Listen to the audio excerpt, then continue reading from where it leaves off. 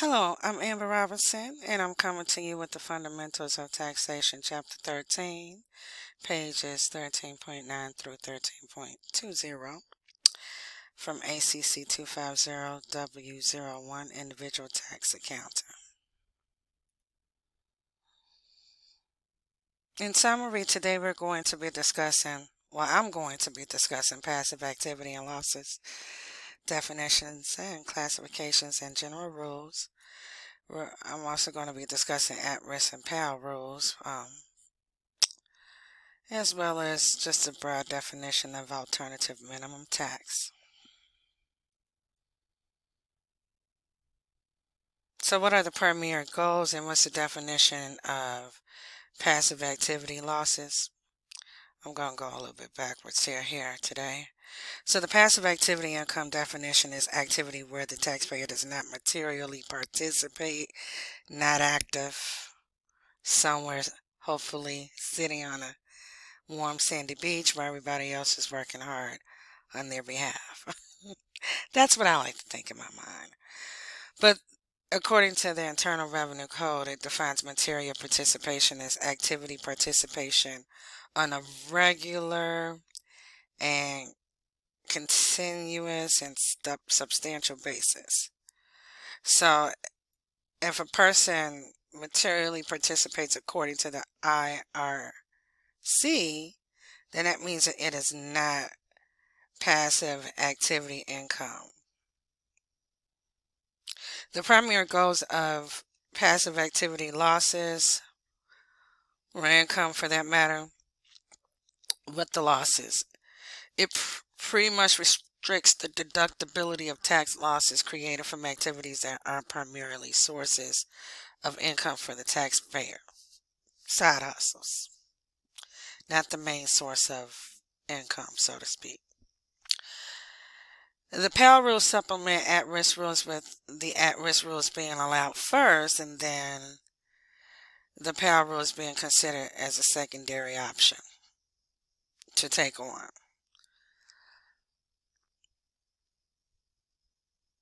So according to Table 13.2, the activities are such where most rental properties are considered passive income. Ownership interests such as LLP are considered passive income. Any trade or business that the taxpayer does not participate in is also considered passive activity, or we like to say passive income. There are 7 tests to conclude based on the IRC, which is the Internal Revenue Code once more, to test whether or not a taxpayer has material participation in that said income. So test 1, let's just say you are the taxpayer for the primary purposes of this illustration, and you have a business where you participate for more than 500 hours in a given year. That means that you have material participation, thus cannot consider that income passive activity income. Test 2, your activity substantially is constituted on all participation, so just matters of participation. So although you're not there mostly, well, you are visible, you are present, and you pretty much are the sole person who runs and operates that business. Okay, let's just say it's a small business, and looking at test 3, you have participated for no more than 100 hours and no less than any other individual. Maybe you have 2 people working for you, but yet you're the head honcho. That means that this is not passive activity. This means that you are materially participating in your business, and thus you cannot have that to be concluded in passive activity. Now, test 4 indicates that the activity is a significant participation of activity by you, and you participate in it along with all other persons who also opt to significantly participate in these activities for more than 500 hours. So let's just say you have like a partnership or something to that particular extent, and you all participate to some degree.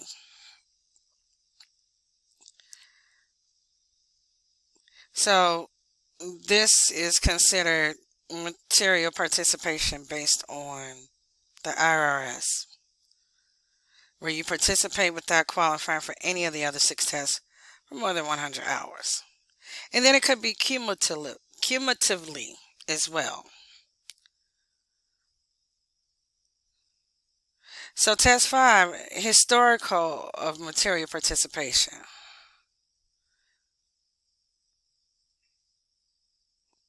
So you pretty much participated during any 5 of the preceding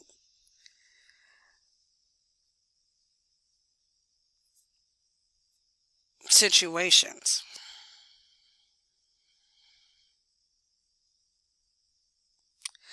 Now, test 6 is where you have a personal service activity and you participated for any 3 of the years prior taxable years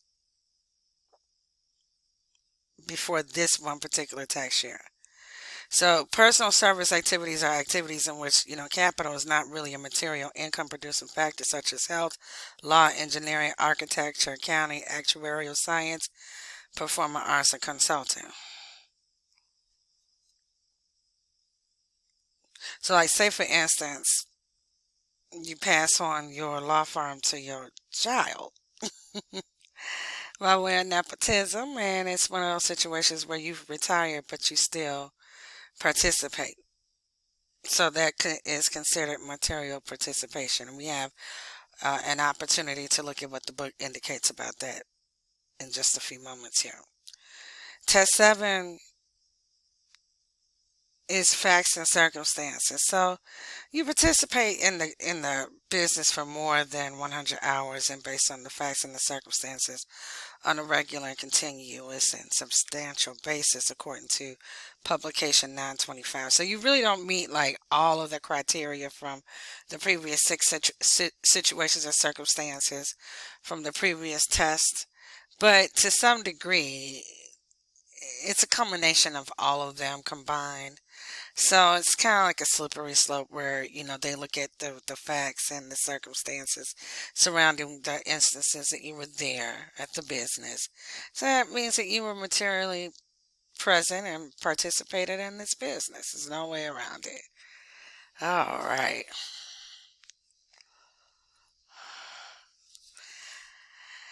So in the book, we changed it just a little bit here for the purposes of non-plagiarism. Nobody trying to get in trouble. So Nydia is the sole owner and operator of a small coffee shop which serves hot beverages in the mountains. The shop is only open during the winter and hot traffic times such as like the weekends or the holidays, somewhere nestled in Aspen. We'll go with that. So even though Nydia works less than 500 hours in the activity, the work is not passive activity because she's the only one who participates in the business. Busy person. So assume the same facts as in 13.8 example, except that Nydia hires several part-time employees to help run this coffee shop. Now she works more than 100 hours and none of the other employees work more hours. The activity is not passive activity. Okay. 13.10 indicates, let's assume that Nydia operated their coffee and hot chocolate shop in the mountains for more than 130 hours in the winter. Operates a daiquiri shop at the beach for 200 hours in the summer. Maybe a Dairy Queen to go with that. Works in a landscaping business as a part owner for 250 hours during the year and is looking for the next business venture. All of these businesses are significant participation activities because they worked more than 100 hours each, cumulatively for all of these businesses. Overall, their aggregate participation in all of their business activities is over 500 hours, and as a result, they are a material participant in all of the business endeavors that they have thus far.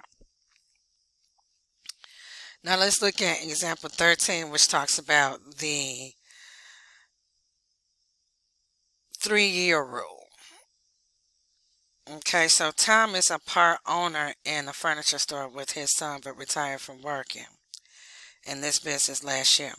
So assuming that Tom works more than 500 hours for 5 of the last 1 years, the current profit or loss from the activity is not passive. So if Tom and his son operated like a personal service activity firm, like a CPA firm, Tom would have needed to have been a material participant for only and any 3 preceding taxable years of the current year. Okay, so he's dealing with inventory, retail goods and services for the last 5 years initially, and he was materially present. But if it was a service, if he actually participated, if Tom actually participated in the last past 3 years or 3 years subsequent to this year, he would be considered materially present. I always like to say materially present and materially active. So with the passive activity loss and rules, it states that passive losses can be used only to offset passive income, and passive activity is one in which the taxpayer did not materially participate during the year in question. So common passive activity losses may stem from leasing equipment, individual estates, trusts, real estate rentals, or limited partnerships, closely held C corporations, and personal service corporations.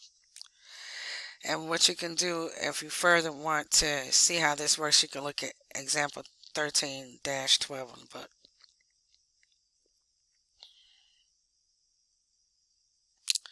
Now what's interesting is that the IRS separates all income losses into 3 different categories. Okay, so initially what they do is look at the active income or loss, which also includes wages and profits or losses from trades or businesses with material participation. Okay, so that's considered material participation in the business, so that's how they categorize that. Then they also look at portfolio income, which includes interest, dividends, royalties, and capital gains. And then they also look at passive income or loss, which includes any income or loss from a trade or business in which a taxpayer did not materially participate, which also includes income or loss from most rental activities, whether or not there was material participation or not. Now, keep in mind that net passive losses cannot offset portfolio income or active income. All like passive incomes have to be combined. It's one of these things that not like the other.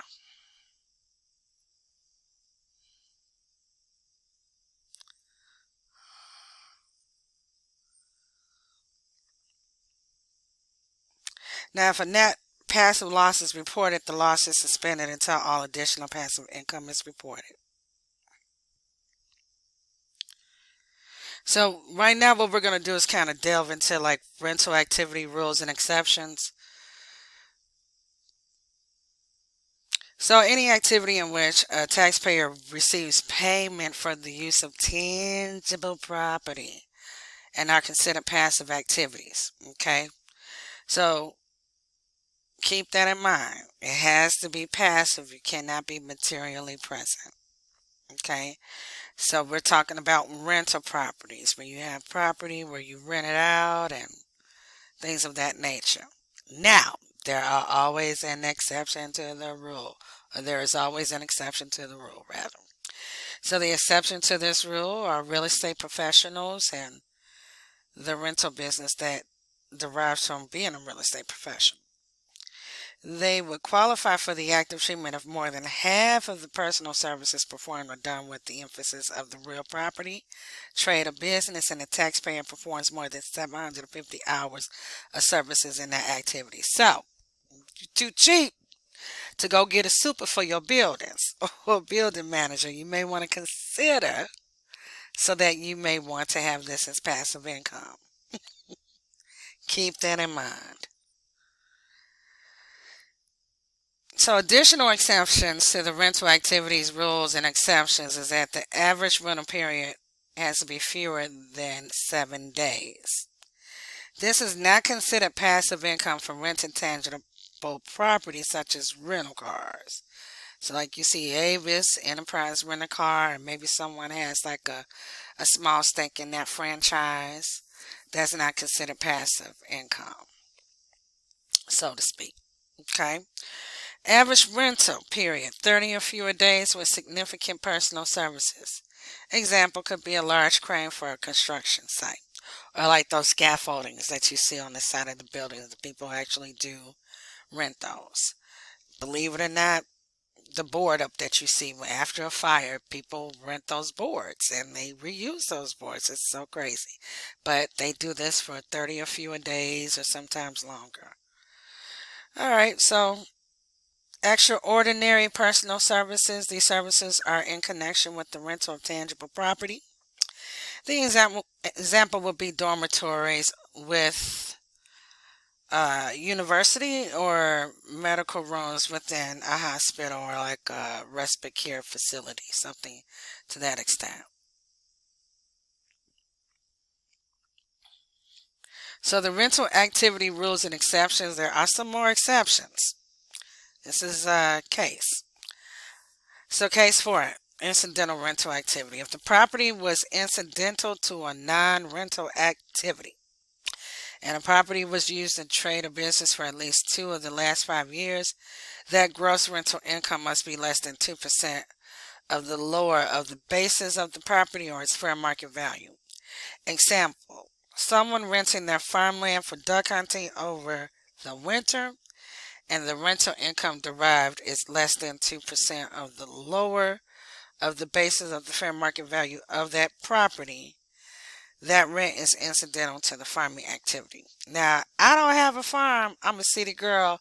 So the only thing that I can personally think of that this could relate to something particular to my life is that when I lived in the city of Chicago, I often found that schools would actually rent out their gymnasium, lunchroom, auditorium for the purposes of these small churches being able to have church on the weekend or have some type of community activity. Recently, I had gone to what was that? You know how you have like the business alliances for like different communities, and they had something over there on 50 something in Archer, and they obviously charge rent for that. So this would be like one of those situations where it would not be considered passive income for those purposes. Rental activities, rules, and exceptions. The additional exceptions, there are many. Okay. Case number 5. Non-exclusive use by customers. The taxpayers make the property available during defined business hours for non-exclusive customers. I think I kind of jumped ahead of myself. An example of this could be for a profit, school, or training facility allowing, like I said, a church to rent their property for church services. Okay, kind of similar to the previous one, but minor distinction. Okay, also a use in a partnership, S corporation, and joint venture. If the property is provided for the use of any activity conducted for the partnership, S corporation, or joint venture, and the taxpayer owns an interest of these ventures, the rents from those properties that are used in the trade of business would not be considered passive income. And typically you would report these losses or income on the Schedule K-1 form from the IRS. Now, what's interesting is that there is a $25,000 offset for rental activities with active participation. Okay, so the active participation rule allows individuals to deduct up to $25,000 in rental real estate losses against their non-passive income, such as wages or business income, under certain conditions. So here's how the rule applies and the key considerations. Okay, so let's jump into this eligibility. So the active participation. The taxpayer must participate in a significant management decision, such as approving tenants, deciding on rental terms, or overseeing repairs. You don't have to be the super, but you can manage the super. This is a less stringent requirement than material participation. Okay. Ownership. The taxpayer must own at least 10% of the rental property. And the income threshold. The $25,000 offset starts to phase out after the taxpayer's modified adjusted gross income exceeds $100,000. And it phases out entirely at $150,000. Okay? So below 100, and this is just pretty much like an example for the most part. So below $100,000, if the modified adjusted gross income is the full, you get the full $25,000 rental loss offset. Between $100,000 and $150,000, the mad guy, make accounting great again, or make accounting great in this moment, however you want to say it. The $25,000 offset is reduced by 50% of the MAGI exceeding $100,000. And this is just a few calculations to substantiate that. And above $150,000 is no offset allowed. Unused losses. If the $25,000 offset is limited due to income or other restrictions, the unused losses are carried forward as passive activity losses to future years until the property is sold. Okay, so all is not lost if you don't carry over those losses or use those losses in this one particular instance. So then there we have the disposition of passive activity. And the disposition of passive activity also refers to the sale, exchange, or other permanent transfer of the passive activity, like a gift, such as rental property or other activities where the taxpayer does not materially participate. And it is an important event in tax law because it can allow the taxpayer to deduct or suspend passive activity losses that were previously disallowed. So you get a break, like Oprah said, you get a break, everybody gets a break, hopefully in this particular case. So here are some ways that goes as far as like the disposition of passive activity. So the key points are you have to have suspended passive losses become deductible. So any accumulation is carried forward for passive losses is tied to the disposed activity to become fully deductible in the year of disposition. And then these losses can be used to offset all types of income, which is good because at first that was not an opportunity to explore, including active income, your wages and portfolio income, dividend and interest. Okay. Now, this is also a fully taxable transaction, so to deduct the suspended passive losses, the disposition must generally be a complete disposition, dissolution. Entire ownership must be transferred to an unrelated party. You cannot be related to this person. Entire ownership must be transferred to an unrelated party. Not a spouse, not a kid, not a relative, not a cousin, not fam. A fully taxable event, meaning that the gain or loss is fully recognized for tax purposes. So no like-kind exchange or partial deferral. Okay. Also, it has to meet the order of loss application. In the year of disposition, passive losses are first applied against passive income generated in the current year. Then it flows to other types of income if any losses remain. Okay, so it's like the like kinds together type scenario, and then it can flow through to other kinds. So now we have the partial dispositions. In a partial disposition, only selling a part of the property or interest is not generally allowed for the release of suspended passive losses. These remain tied to the activity until it's fully disposed of. So with the at-risk PAL rules in conjunction with each other, the at-risk rules and the passive activity loss rules are two important tax provisions that interact to limit how much loss you can claim from passive investments. So they're pretty much designed to prevent taxpayers from deducting losses that they're not generally financially exposed to and not actively engaged in. So technically, no double dipping. So the general rule of thumb is that you follow the at-risk rules first, okay, to ensure that all losses can only be deducted to the extent that you have skin in the game. This means you can only claim the losses equal to what you personally contributed to your investment or what you are financially liable for. So the breakdown could be cash and property contributions, personal liability on debt, any adjustments, and if your loss exceeds the amount that you're at risk for, then they're suspended.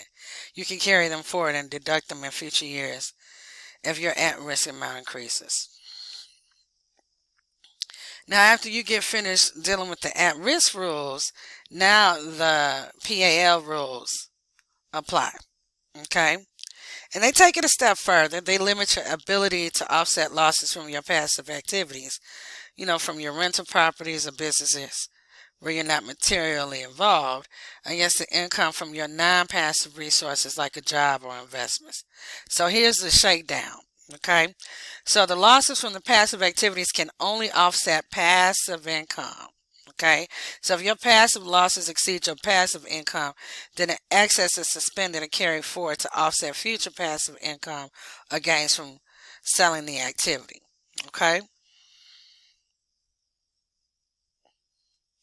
now this is where it gets a little tricky or interesting, with the at-risk rules and the PAL rules operating in sequence. Okay, so again, before you even consider PAL limitations, you need to apply all at-risk rules.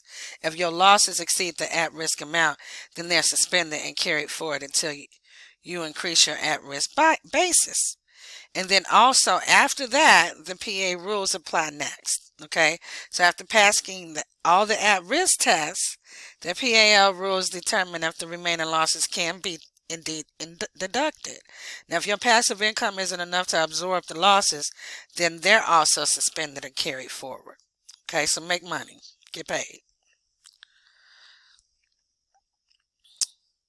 So the at-risk rules and PAL rules and conjunctions, and I'm sorry, this is just a little murky here, are on the IRS form 8582, I believe.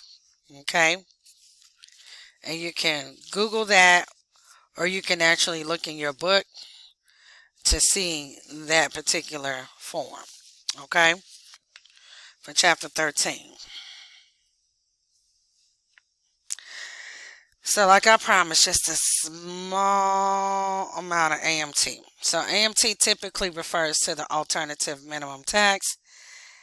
In the context of accounting and taxation, it's a parallel tax system implemented to ensure that individuals and corporations and trusts and estates with substantial income will not and cannot avoid paying their fair share of taxes by exploiting tax deductions and credits. Okay. Key features of AMT is separate calculation. So the AMT is calculated separately from regular income. There's a minimum requirement if the AMT amount exceeds the regular tax liability. The taxpayer must pay the AMT tax. There's an adjustment in preferences. Some deductions and credits allowed under the regular tax are either limited or disallowed under the alternative minimum tax. Common adjustments for individuals. You may have state and local tax deductions, depreciation differences, private activity buying interest, and incentive stock options. So my conclusion is this: determine if any of your income or your client's income, if you're going to be doing this for a living, is passive or active income on the basis of what the definition describes for the IRC code. Okay? Now, after you do all that, follow all the rules and don't mess up. You've come too far. You're doing a great job. You are the professional. Don't let anybody make you weak in the moment and do something that you know you're not supposed to do. And this concludes my presentation. Thank you.